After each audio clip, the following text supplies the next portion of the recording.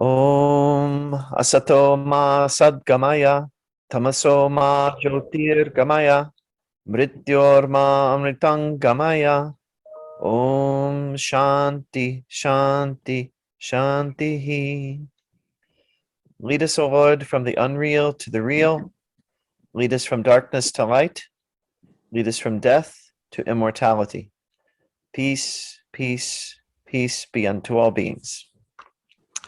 So it is my great pleasure to be presenting to all of you today. This is a presentation based on an article that I wrote for Prabuddha Bharata, and it is on Swami Vivekananda's understanding and interpretation of Advaita Vedanta. So I'm going to begin sharing my screen, and you will see my presentation on Swami Vivekananda on Advaita Vedanta. So hopefully that is clearly visible. So Swami Vivekananda on Advaita Vedanta. I am Jeffrey Long. I'm the Carl Zeigler Professor of Religion and Philosophy at Elizabethtown College, which is in Pennsylvania in the United States. And I'm also a devotee. I took Diksha in the Vedanta tradition in 2005.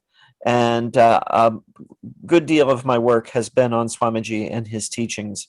So today we're looking at Swami Vivekananda on Advaita Vedanta. So the non-dualistic interpretation of Vedanta is associated preeminently with the sage Adi Shankaracharya, pictured here, who's widely believed to have lived in the late century and into the early 9th century of the Common Era. There's a little bit of debate about his dates, but this tends to be the scholarly consensus.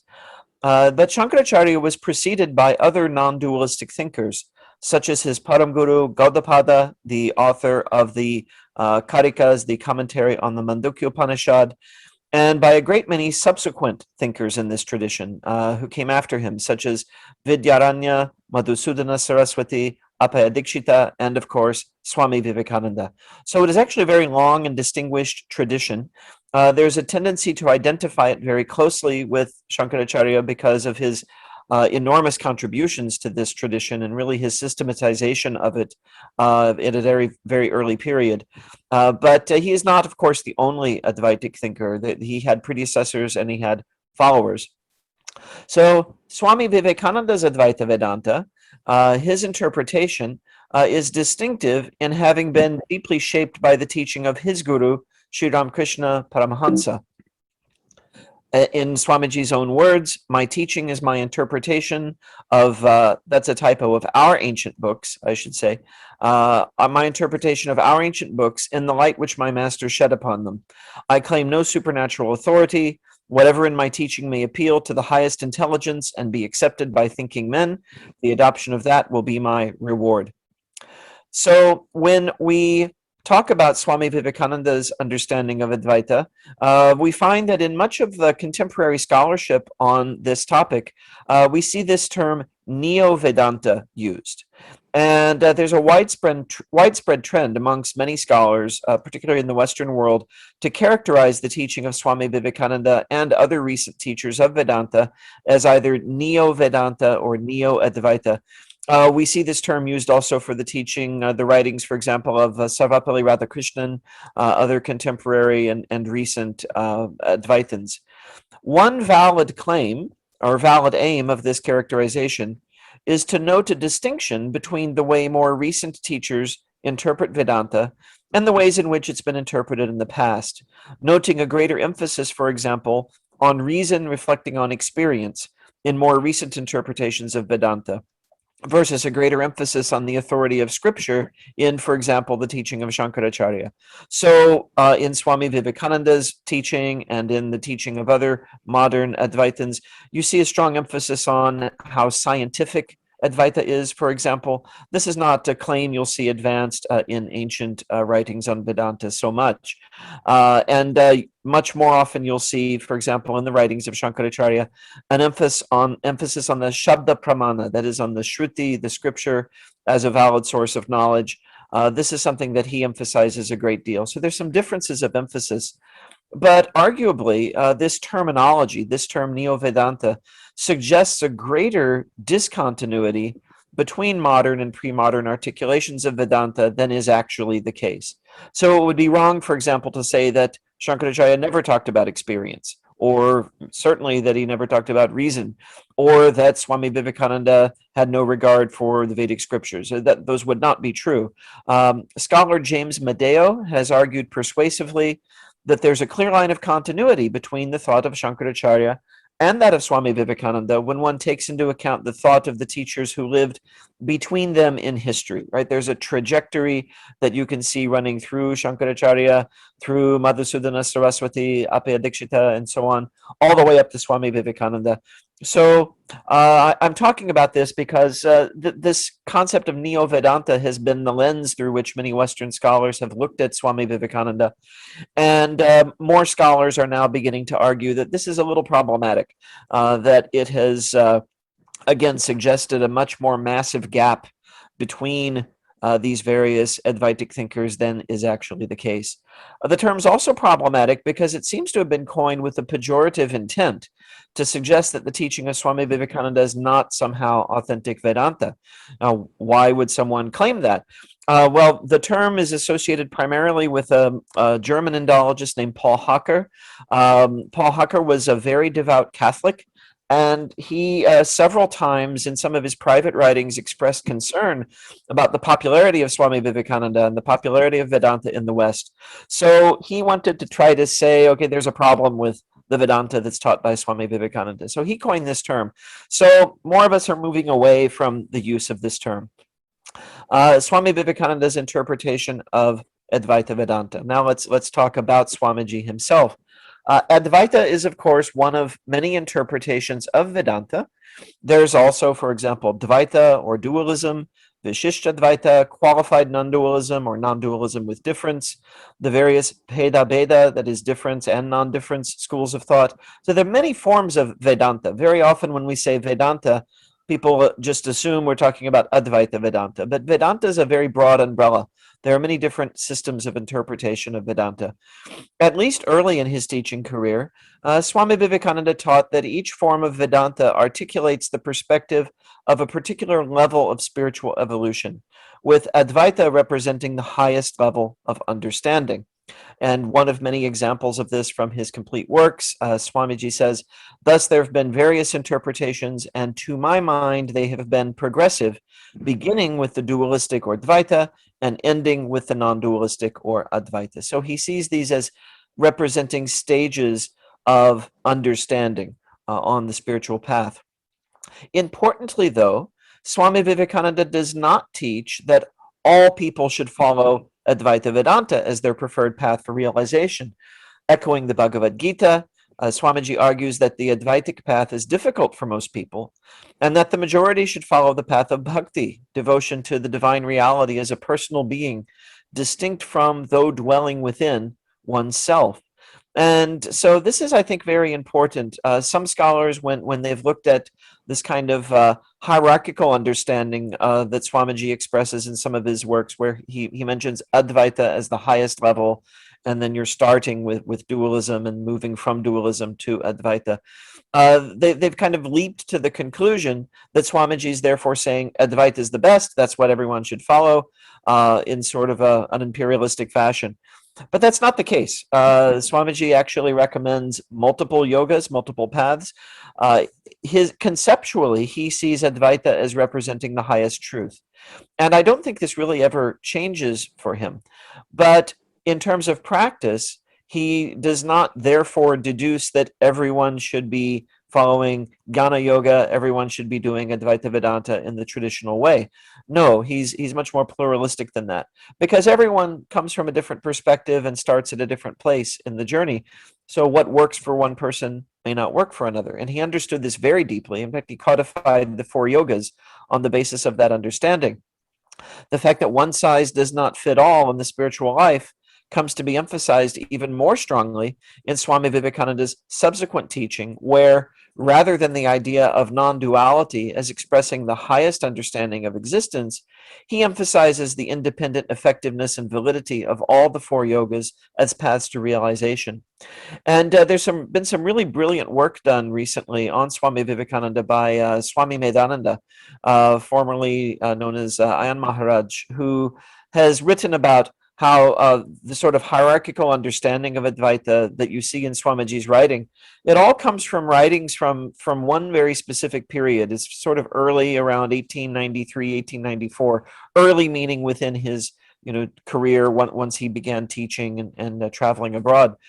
And then he sort of seems to set that aside. My suggestion here is not that he changed his mind, but that he realized that on a practical level, what was more useful for people to hear was about the various yogas, because everyone is at a different level. Not everyone is ready for Advaita, and he himself said as much. His understanding of what God realization involves continues to be deeply non-dualistic right to the end. The overcoming of ego, which is rooted in a deluded sense of separation from other beings, seeing the divine reality in all beings, and so on. To quote from his own words, Swamiji says, "Therefore, to gain this infinite universal individuality, this miserable little prison individuality must go. Then alone can death cease, when I am one with life. Then alone can misery cease, when I am one with happiness itself. Then alone can all errors cease, when I am one with knowledge itself. And this is the necessary scientific conclusion. Science has proved to me that physical individuality is a delusion, that really my body is one little continuously changing body in an unbroken ocean of matter. And Advaita unity is the necessary conclusion with my other counterpart, soul." He describes the experience of non-dual realization in vivid terms. To again quote directly from Swamiji, "Even in this life, he will feel that he is one with the universe. For a time, as it were, the whole of this phenomenal world will disappear for him, and he will realize what he is. But so long as the karma of this body remains, he will have to live. This state, when the veil has vanished and yet the body remains for some time, is what the Vedāntis call the Jivan Mukti, the living freedom." Out of the experience of non-duality that Swamiji's just described, there arises a sense of profound empathy with all beings. This is the basis for morality, according to Swami Vivekananda, who says, "Behind everything, the same divinity is existing, and out of this comes the basis of morality. Do not injure another. Love everyone as your own self, because the whole universe is one. In injuring another, I am injuring myself. In loving another, I'm loving myself." Finally, according to Swami Vivekananda, Advaita Vedanta is a highly rational, systematic, and scientific approach to spirituality. He says, if any theory of religion can stand the test of modern reasoning, it is the Advaita. It is the highest generalization beyond every personality, generalization which is common to every being. So this presentation of Swami Vivekananda's ideas raises a number of questions. And so I want to explore some of these and discuss some of these. So regarding Swamiji's hierarchical doctrine or pyramid with the Advaita doctrine at the top, I have cited Swamiji saying, "Thus there have been various interpretations, and to my mind they have been progressive, beginning with the dualistic or Dvaita and ending with the non-dualistic." However, in other places, Swamiji mentions that each yoga, jnana, bhakti, raja, and karma can independently lead to mukti or salvation. So how is it possible to reconcile these two views? So I think there is a way to reconcile these views. As I mentioned earlier, Swami Medananda has argued that the idea that Swamiji articulates of Advaita as the topmost, sort of the highest realization, is something that he emphasizes during a relatively brief period of his life. If you look at his complete works chronologically, you'll see there's a period where he uses this phrasing for a period of some months. And then for the remaining years, for the vast majority of his career, what he emphasizes is these four yogas, right? The pluralism of yogas as independent and valid paths and effective paths to mukti, to salvation. And how are these to be reconciled? So one possibility that one might argue for is that Swamiji's view actually changed through time. And this is a view that I think many people are uncomfortable with. And I myself really question whether it's necessary to say that. It's possible, but what I would rather argue, and the way I have been thinking of this as I've been reading and reflecting on Swamiji's own words, is that these are not actually contradictory understandings, but rather when Swamiji is talking about Advaita as the highest realization, he's speaking, the term I've been using is conceptually. He's talking about his understanding of reality. And Swami Vivekananda's understanding of reality is an Advaitic one. It is a non-dualistic understanding that ultimately we must overcome ego, we must overcome the false sense of separation we have between ourselves and other beings and God and the world, and that ultimately there is a deep unity that runs through everything. This is the core teaching of Advaita. All is Brahman, right? Sarvam kavidam Brahman. All that we are experiencing is really Brahman. And so with this understanding, he looks at the various interpretations of Vedanta and he sees that the one that comes closest to that highest understanding, the one that expresses that understanding, is Advaita. However, here's the important part. That does not lead him to the conclusion that everyone must therefore be an adherent of Advaita Vedanta.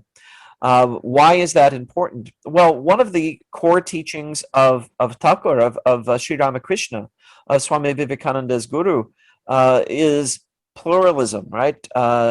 Harmony of religions, dharma samandaya, the idea that there are many paths, many ways to the same ultimate realization. And so these paths exist because we are all at different levels in our spiritual path. We also begin our spiritual path from different positions, different cultures, different backgrounds, different psychological makeups. And so all of these differences within us lead us to differing paths. And so to say that Advaita is the highest realization is not to say that everyone needs to follow Advaita. It's to say that in order to reach the highest realization, it's necessary to follow whatever path is best available to and best suits each of us individually with our psychological makeup, our personal experiences, our cultural and religious backgrounds, and so on. And so it's not really a contradiction. It only becomes a contradiction if you import the assumption that everybody must be at the same level of understanding and be at the same level of realization at the same time. And that's not the understanding that Swami Vivekananda has. He realizes that we're all different, that we're all coming from different perspectives. So the independent validity of Jnana Yoga, Bhakti Yoga, Raja Yoga, and Karma Yoga can be affirmed simultaneously with the idea that what all of these paths ultimately will issue in will be an Advaitic realization. Now, someone might not believe that at the beginning of the path. They might follow a path because, for whatever reason, right? It's what persuades their reason. Someone might find dualism and bhakti much more persuasive. And to that person, Swamiji says, great, follow that path. What Swamiji's understanding is that if you follow that path, you will eventually reach this level of non-dual realization. That is a claim that can then only be borne out through practice. Right? Someone might be skeptical about that. They might say, well, maybe I'll end up in Vaikuntha and I'll eternally be present with God, and God will be God, I will be me, we will be separate, and maybe I don't believe in this Advaitic reality. Maybe I'm a follower of Dvaita or Vishishtadvaita or Christianity or one of the other dualistic theistic paths. And I don't think Swamiji is trying to debate or contradict such people. He's saying, yes, follow that path to its very end. But his understanding, conceptually, his idea of how all of these things work, is that the ultimate end of this experience is going to be the Advaitic realization, because Swamiji is coming from the perspective that that is the ultimate truth, right? That is the Paramatta Satya, that's the highest truth. That's what people are going to eventually reach. So scholars will say that this is, you could say, not pluralism, they could say it's inclusivism, right? That you're sort of drawing people toward what is ultimately your own view. But it is a pluralism in terms of practice. Again, Swamiji is quite emphatic that the yogas are all effective, they're all available. But what he believes they're effective in doing is in leading to what he ultimately characterizes as an Advaitic realization: elimination of the ego, seeing God everywhere, seeing God in everything. There's also another important thing to mention in this regard, that the way Swamiji understands religious language very often is, he understands, is a very profound realization that truth ultimately goes beyond words. And people will often express truth based on their particular conceptual matrix, their particular understanding of reality. So there is, in the complete works, I cited this in an article recently, he's making a reference to non-dual realization, and then he says something very interesting. He uses a phrase, he says, he refers to non-dual realization, and then he says, or what amounts to the same thing, loving union with God.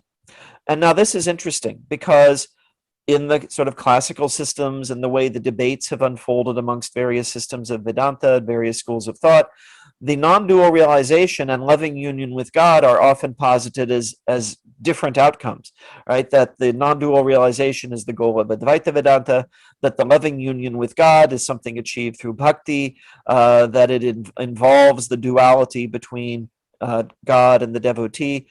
But Swami Vivekananda is really, that brief phrase I think is very important. He says, or what amounts to the same thing. And I want to share a metaphor with you. If we think of a very common expression that we all use the words sunrise and sunset, right? We refer to the sun rising in the east and the sun setting in the west. But we also know that in relation to the earth, the sun actually doesn't move at all. It's the earth that's rotating. The earth rotates and the sun appears to rise and the sun appears to set. So are we wrong to talk about sunrise and sunset? You could make an argument that we are. We should probably say the earth is turned again, or something like that. However, what we're doing is speaking from our experience. When we're standing on the earth, we're experiencing it as this relatively flat space, and we see the sun come up and we see it go down. That's our experience. It's not wrong, but it is limited and relative to where we are in the universe. If we were in orbit, right, if we were out in space, or if we were at some distance from the earth, we could see, well, the earth is turning and it's moving around the sun as though the sun were a fixed point. And if we moved even further out into space, we would see that even the sun is not a fixed point. It's moving through the galaxy. There's a stellar drift. Stars are moving, and the galaxy itself is slowly turning. And the galaxy is not a fixed point. It's moving through space. The universe is expanding. The galaxies are all moving apart from each other. So each one of these frames of reference is correct, right? They each reflect a certain level of understanding, a certain perspective. And so in the same way, someone who believes in dualism can say, I love God, God loves me, we have a relationship, we are two distinct beings, but we are in a union of love. And that's the path of bhakti, the path of Dvaita and Vishishtadvaita, and so on. And an Advaitin could say, well, in fact, there really never was a duality. What is happening is that the mind is becoming conscious of and realizing its deep oneness with God and with all of existence, and that's being experienced as this kind of loving union. Now, this is a difference of interpretation. Swamiji is very much on side of the Advaitic interpretation being the broadest one, right? That's looking at the galaxy from a great distance, seeing the relative motions of all the stars and planetary bodies in space. And he's arguing that the dualistic perspective, that's the person standing on the earth talking about the sun rising and setting. But none of them are wrong, right? They're speaking from their particular perspective, where they are in the universe, which I'm using as a metaphor for where they are in the spiritual journey. So I think these can be reconciled. I don't think we have to argue that Swamiji changed his understanding. What I think is probably the more correct interpretation is that he changed the way he expressed this, because it's possible that his audience in America was not understanding, right? Because coming from the Western world, there's often an assumption coming from the Christian religion that Christianity is the truth, and therefore everyone should believe it and everyone should practice Christianity, and that's why Christians send missionaries and try to convert people to the religion. But Swamiji, in saying Advaita is the highest truth, is not saying everyone should practice Advaita Vedanta, right? The Gita itself says the Jnana Yoga is a very hard path. It's a very difficult path. Not everyone is ready to stand outside of the galaxy and look back at it in that particular way, spiritually speaking. Most of us are on the ground, and we see the sun, and we express how we understand that. And so that is not to denigrate that dualistic path or see it as somehow lesser. It is, in fact, if that is where you are, that's where you must begin. That is the understanding that is going to be effective in transforming consciousness and leading you to the ultimate goal. And how you conceive of the ultimate goal will transform as you follow the spiritual path. So Swamiji, in some of those earlier writings, is kind of looking down from on high from that Advaitic perspective. I think that this is just my speculation, but as he interacted with his followers, as he traveled in America, he realized what people needed to hear, what they needed in order to progress spiritually, was the doctrine of the four yogas. Was that there's a path of realization that works for you. There's another one that works for you. There's another one that works for you, and don't worry, they all lead to the same goal. And this is, of course, important for him to teach in a primarily Christian country because of this tendency to sort of insist that everyone follow the same path. And of course, that creates religious conflict, that creates warfare and debate. And so the path of the four yogas is the foundation for a pluralism that affirms that all of the paths have validity, they can all be followed, and there's no need to try to convert someone or contradict their understanding of reality on their path, so long as they're practicing diligently and sincerely. So this is my interpretation of that question. I spent some time on it because I think it's an important one. So another question. I briefly discussed Swamiji's use of Advaita as a basis for morality, the ethics of the golden rule, that we should treat others as we wish to be treated. And of course, the golden rule is practically universal. You find a version of it in just about every religious tradition. It's in the New Testament, it's in the Mahabharata, it's in the Quran, it's in the teachings of Confucius. Everywhere you go, you find a version of the golden rule. So one could ask the question, do other schools of Vedanta, like Vishishtadvaita or Dvaita, do they similarly claim their philosophy as a basis for morality or ethics? And from what I understand of those schools of thought, they in fact do, because even though we talk about Vishishtadvaita, Dvaita, and the other schools of Vedanta being different interpretations, they're still different interpretations of the same basic texts and the same basic experience. They all refer back to the Upanishads, to the Gita, and to the Brahma Sutras. So the fundamental basis, I think, is not different. Now, in Advaita, the emphasis is on unity. So you say, I see God in all beings, I see myself in the other, therefore I should treat the other as myself. So Advaita becomes a basis for the golden rule. Now, both Vishishtadvaita and Dvaita, even though we call these dualistic schools of thought, dualism and then, of course, qualified non-dualism, they nevertheless operate with the same basic idea of the Godhead, of the divinity, being present within all beings, right? Dvaitins, no less than Advaitins, are reading the Bhagavad Gita. And in the Bhagavad Gita, what Krishna clearly says, I believe it's the 7th verse, the 7th chapter, says, the beings in this world are strung upon me like pearls upon a thread. Uh, so at the center of every being, if we think of each of us as pearls, right? Think of each jiva as a pearl, and running through its center, there's this golden thread, and it's connecting every pearl with every other pearl. Right? The divine presence is there within all of us, and in fact, Swamiji himself uses this language when he refers to God as the soul of our souls. Right? Just as we talk about the body having a soul, right? So indwelling within us is that the dehin, right? The antaryami, right? The inner controller, the one who is dwelling within.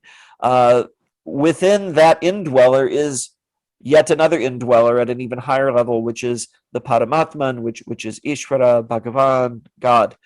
And so even if we're looking at a dualistic form of Vedanta, which does not teach that all beings are sort of literally one, there is nevertheless a profound connection among all beings. And so followers of dualistic systems, no less than Advaitins, will say namaste, for example. I'm honoring the divinity within you. There is divinity within all beings. So the basis for morality or ethics is quite similar. Right? There's a subtle difference in the metaphysics. We're not talking about all beings being literally one in the dualistic systems, but there's a unity connecting them, right? There's a divine reality that is present in all of them.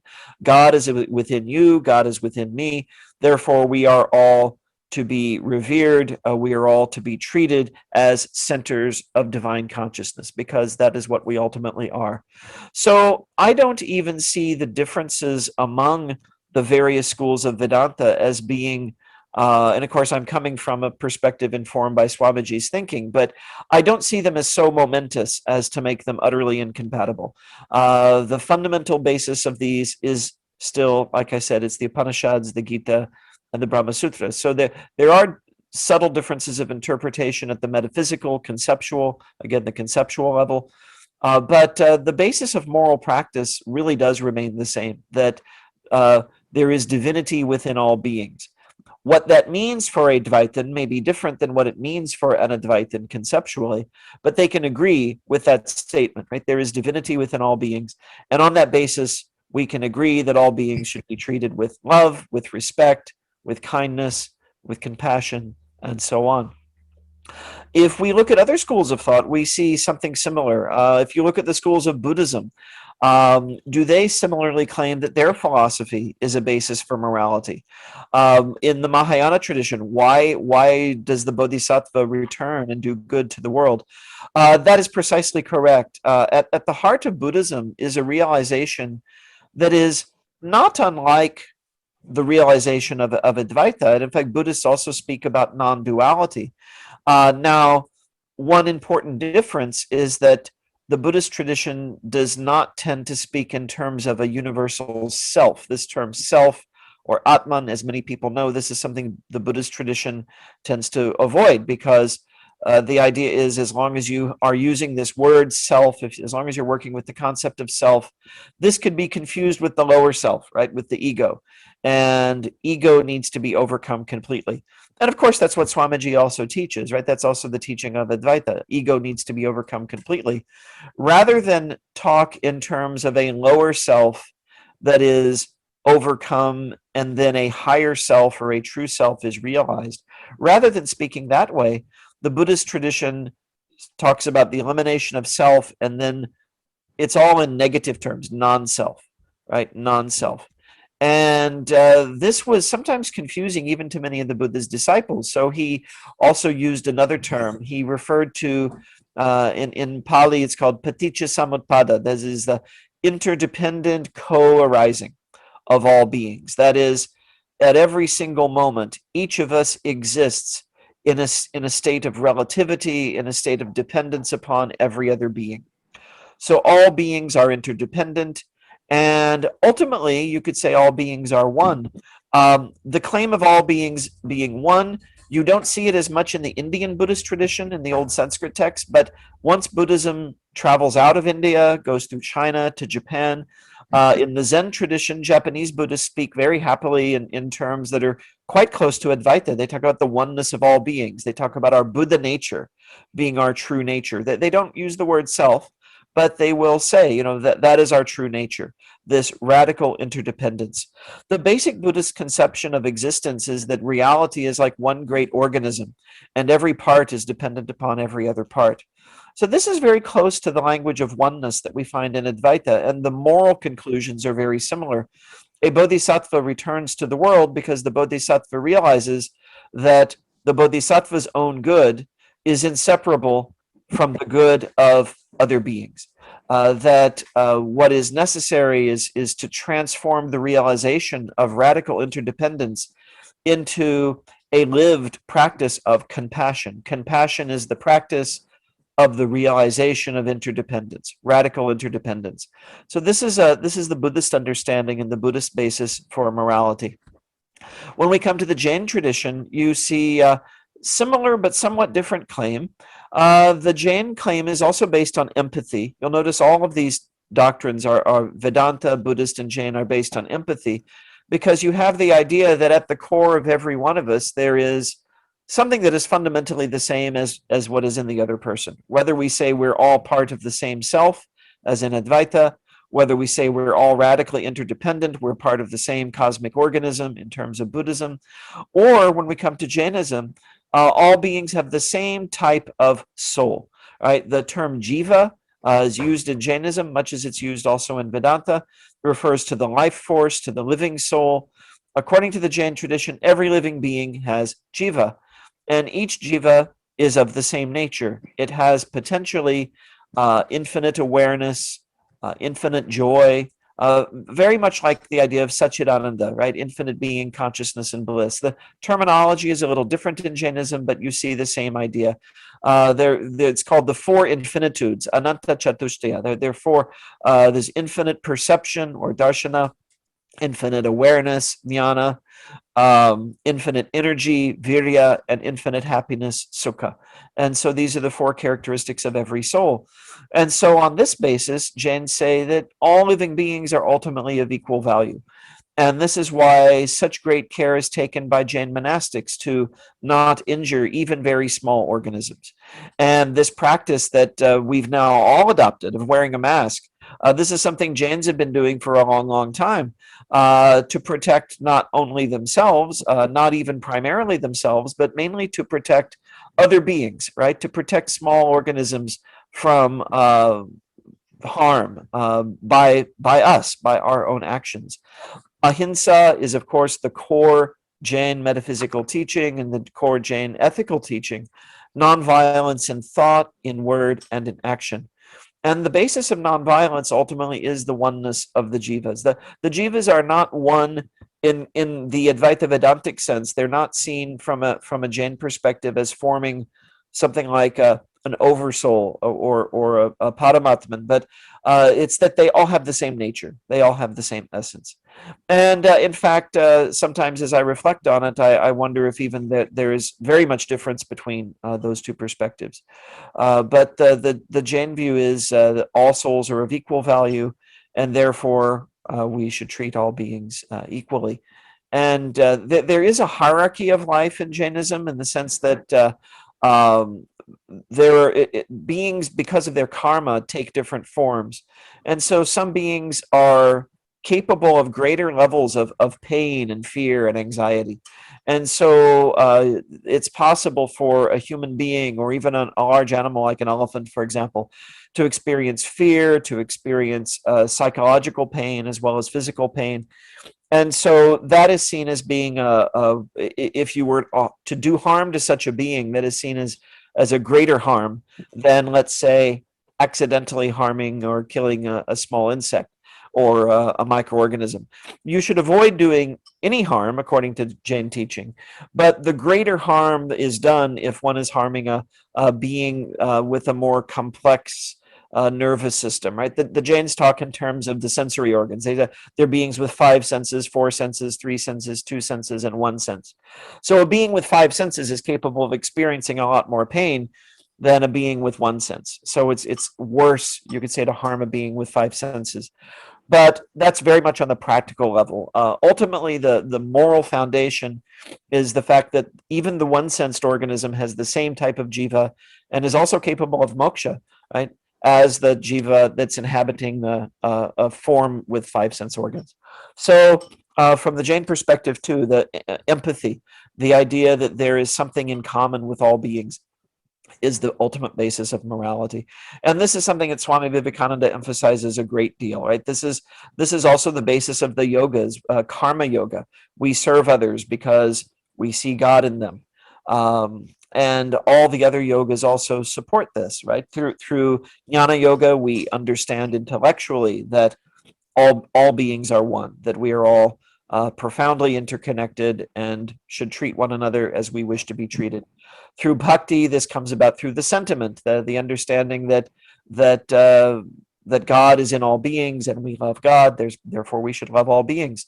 And then, of course, through Raja Yoga, one can ultimately acquire the direct perception of all of these things, right? That one perceives reality just as it is through calming the waves of the mind, the chitta vritti nirodha, and then the pure light of consciousness shines through.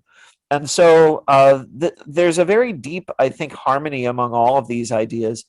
The differences are not insignificant, but they don't have to be causes of conflict. If we view them, and I'm kind of going back to an earlier theme that I discussed a short while ago, if we view these differences as a matter of practice, as a matter of where we are here and now, at a particular place, at a particular time, at a certain level of spiritual evolution, with a certain storehouse of lived experience, then a particular way of understanding and a particular way of practicing is going to be most appropriate for us. We don't have to impose that on anyone else, and we can differ amongst ourselves about what is the ultimate truth. But if we practice, we will ultimately realize that ultimate truth for ourselves. And it will no longer be a matter of belief or of debate. It will be a matter of realization. And of course, that's the ultimate goal. I think a nice concluding quotation would be this very, very brief and famous one from Swamiji: religion is realization. And that ultimately is what all of this is about.